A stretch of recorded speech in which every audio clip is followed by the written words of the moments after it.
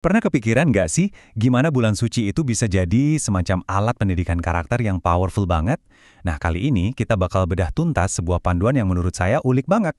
Ini panduan buat Ramadan 2026 yang dikeluarin sama Kementerian Sosial kita. Dan ini ya, bukan cuma soal jadwal libur loh, ini beneran kayak cetak biru buat ngebentuk generasi masa depan kita. Oke, langsung aja kita lihat dokumennya ya. Ini nih, landasan dari obrolan kita hari ini.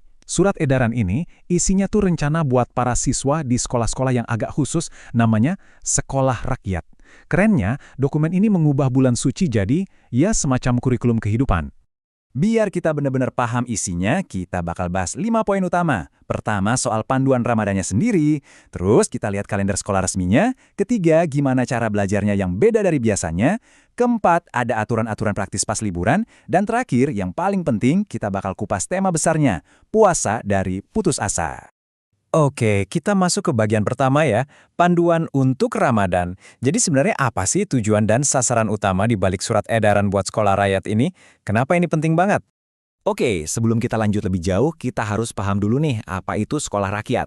Ini tuh bukan sekolah biasa yang mungkin kita bayangin, karena sekolah ini ada di bawah Kementerian Sosial, fokusnya itu jauh lebih dari sekedar akademis.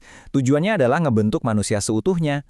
Jadi ada penekanan yang kuat banget ke pengembangan karakter dan juga kesejahteraan sosial para siswanya. Nah, disinilah letak pergeseran cara pandangnya. Keren banget. Panduan ini ngelihat Ramadan itu bukan cuma soal ritual keagamaan aja, tapi sebagai bulan pendidikan atau Syahril Al-Tarbiyah. Ini jadi momen krusial banget buat nanemin nilai-nilai dasar kayak disiplin, jujur, sama empati.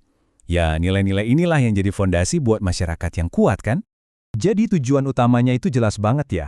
Pertama, gimana caranya nilai-nilai agama itu bisa benar-benar meresap ke kehidupan siswa sehari-hari. Kedua, memperkuat kerjasama antara sekolah, orang tua, dan juga masyarakat. Jadi kayak ngebangun satu ekosistem yang solid gitu. Ketiga, ya pastinya memastikan ada pengawasan dan pendampingan bareng-bareng. Dan terakhir, biar semuanya seragam dan kualitasnya terjaga, kegiatannya distandarisasi di semua sekolah rakyat. Oke, sekarang kita lihat kalendernya. Gimana sih alur kegiatan siswa selama sebulan penuh ini? Dari sebelum Ramadan sampai nanti setelah libur Idul Fitri. Bisa kita lihat ya, timelinenya ini rapi dan terstruktur banget. Dimulai dari kegiatan pra-Ramadan, kayak bersih-bersih sekolah bareng, buat ngebangun rasa kebersamaan. Terus ada periode belajar mandiri di rumah dulu sebentar, baru deh masuk ke pembelajaran efektif di sekolah. Nah, puncaknya itu ada di minggu ketiga, ada program khusus pesantren Ramadan, buat pendalaman spiritual. Habis itu baru libur Idul Fitri yang lumayan panjang, biar bisa kumpul keluarga, dan akhirnya balik lagi ke sekolah. Jadi setiap tahapannya itu ada tujuannya masing-masing. Lanjut ya. Nah, bagian ini menarik banget. Panduan ini benar-benar nekenin kalau Ramadan tuh bukan cuma soal pelajaran di kelas seperti biasa, tapi lebih dari itu. Ini soal ngebentuk pribadi yang utuh. Ini nih intinya pendekatan mereka itu holistik. Jadi pas periode pembelajaran efektif, fokusnya itu bukan cuma ngejar target kurikulum, bukan. Tapi sekolah justru didorong buat bikin kegiatan-kegiatan yang ngebangun life skills yang krusial ini. Coba bayangin deh dampaknya. Pendidikan yang nggak cuma ngisi otak, tapi juga ngebentuk hati.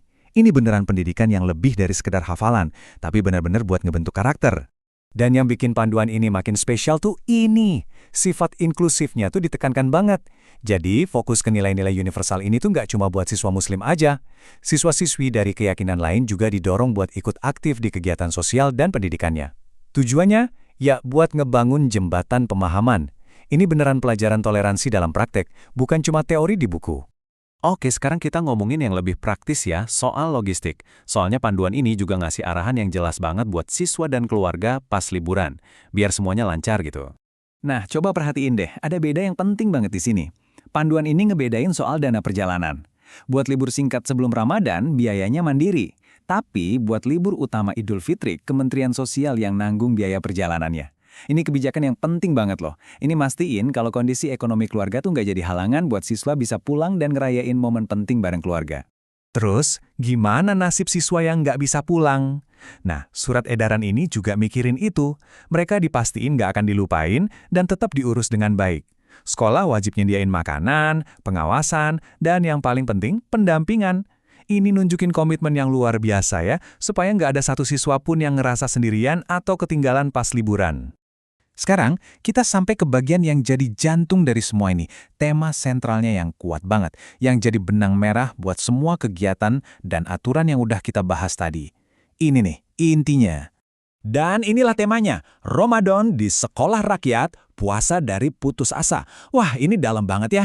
Tema ini ngebawa Ramadan ke level yang beda. Bukan cuma soal nahan lapar dan haus, tapi jadi sumber harapan dan ketangguhan. Ini kayak pernyataan yang tegas banget kalau bulan ini adalah soal ngelawan rasa putus asa dan nemuin kekuatan dari dalam diri. Pesan harapan ini juga diperkuat lagi dengan tagar yang gampang banget diingat. #selalu ada Ramadan. Simple tapi maknanya dalam. Ini kayak pengingat buat kita semua. Sama kayak Ramadan yang selalu datang tiap tahun, selalu ada kesempatan buat berubah, buat berharap, dan buat memulai sesuatu yang baru di hidup kita. Jadi pada akhirnya, panduan dari Kemensos ini nunjukin gimana sebuah tradisi bisa diubah jadi alat pendidikan modern yang relevan banget. Ini bukan lagi cuma soal tanggal dan aturan, tapi soal ngebangun harapan dan karakter.